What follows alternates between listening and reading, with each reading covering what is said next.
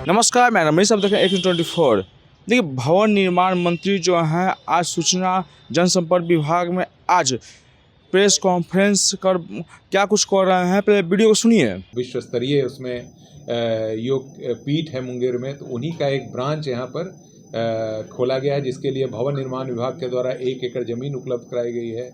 उसमें योग उनके प्रशिक्षक रहते हैं और वो प्रतिदिन सुबह और शाम आम लोगों को निःशुल्क प्रशिक्षण देते हैं। अब उसमें आवासीय व्यवस्था भी कराई जा रही है। 50 बेड का एक आवासीय भवन भी बन रहा है, जिसमें लोग रह करके 10 से 15 दिन का आवासीय कोर्स भी कर सकेंगे। फिर उधर गर्दनी बाग में अगर आप बढ़ेंगे तो गर्दनी बाग में बहुत सारे प्रोजेक्ट लिए गए हैं, पूरे एरिया को रीडेवलप किया गया है। और वहाँ पर चतुर्थ वर्गीय कर्मचारी का जो फोटो हम लोग देख रहे हैं अभी प्रेजेंटेशन में, चतुर्थ वर्गीय कर्मचारी के लिए 432 यूनिट का आवास बनाया गया है और काफ़ी लोग उसमें आवासित भी हो गए हैं। फिर वहाँ पर माननीय मंत्री के स्तर की भी आवासों की बहुत कमी थी, उसके लिए भी 20 आवास बनाए गए हैं, पूरे कैंपस बनाया गया है, उसमें भी काफ़ी लोग अब आवासित हो गए हैं। फिर वहाँ पर गर्दनी बाग में पदाधिकारियों के लिए 752 यूनिट बन रहा है, जिसमें अभी 204 फ्लैट हम लोगों ने उद्घाटन करा के उसमें पदाधिकारी आ रहे हैं। पहले बाहर से जो पदाधिकारी आते थे उनके लिए जगह नहीं होती थी, उनके लिए भी वहाँ पर पर्याप्त व्यवस्था की गई है। जिला अतिथि गृह भी काफ़ी सीमित उसमें संख्या में रूम थे, उसके लिए भी नया भवन बनाया गया है और 55 से ज़्यादा कमरे हो गए हैं उसमें। विधायक आवासन योजना के तहत भी ये अब काफ़ी आवास बना दिए गए हैं और इसमें मतलब कि दोनों मिला करके लगभग 120 घर, 120 लगभग 150 घर अभी हैंडओवर कर दिए गए हैं और वो उस पर माननीय विधायकगण आवासित हैं और वहाँ आम जनता जब आती है पटना में तो उनसे मिलने में कोई उनको दिक्कत नहीं होती। नेक्स्ट विश्वेश्वरैया भवन के बारे में आपको हमने बताया ही है कि उसमें हम लोगों ने कैसे किया है इस काम को और बहुत खूबसूरत फसाड लाइटिंग भी की गई है। नेक्स्ट विकास भवन का स्ट्रक्चर भी बाहर से पत्थर वगैरह लगा करके इसका पूरा चेंज किया गया, फसाड लाइटिंग भी की गई है। सिंचाई भवन में भी अंडरग्राउंड पार्किंग बनाई गई है और वहाँ 200 से ज़्यादा गाड़ियों की पार्किंग होती है और मुख्य सचिवालय का भी लाइटिंग की गई है, सिंचाई भवन का भी लाइटिंग किया गया और एक एक्स्ट्रा फ्लोर बनाया गया। तीनों बिल्डिंग में एक एक एक्स्ट्रा फ्लोर भी बनाया गया है, जिससे कि और लोग उसमें आ गए। बापू परीक्षा परिसर जो पूरे हमको लगता है कि इस तरह का कहीं भी नहीं है देश भर में। 25,000 कैपेसिटी का यहाँ परीक्षा हो सकती है और अभी उसमें कार्यक्रम भी प्रारंभ हुए हैं। बापू परीक्षा परिसर इसका नाम दिया गया है। तो ये एक परीक्षा बहुत बड़ा चैलेंज होता है, उसको देखते हुए बनाया गया है।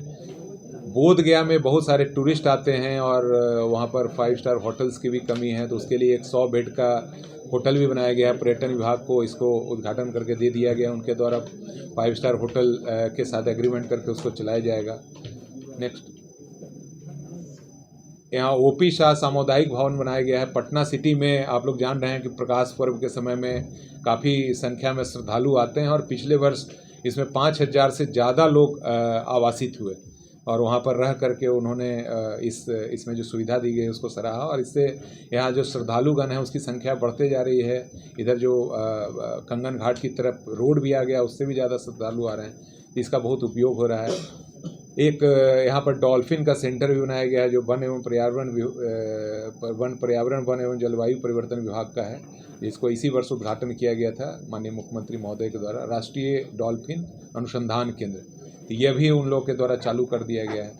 महाबोधि सांस्कृतिक केंद्र बोध गया है जो 2022 में भी चालू किया गया है। इसमें 2 बड़े बड़े हॉल हैं, एक 2000 कैपेसिटी का है, एक 500 कैपेसिटी का। वह भी अभी बड़े बड़े कार्यक्रम उसमें किए जा रहे हैं बोध गया में।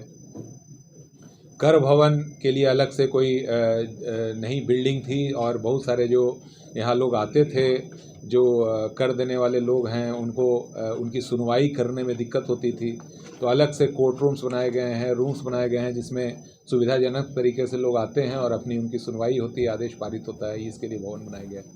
तारामंडल के बारे में बताया गया है, इसका इंटीरियर पूरा चेंज किया गया है और उसमें हॉल है, एक्सटीरियर भी चेंज किया गया है और एक बहुत ही रात्रि में भी बहुत ही खूबसूरत बिल्डिंग ये दिखती है। इसका पूरा जीर्णोद्धार का कार्य भवन निर्माण विभाग के द्वारा किया गया।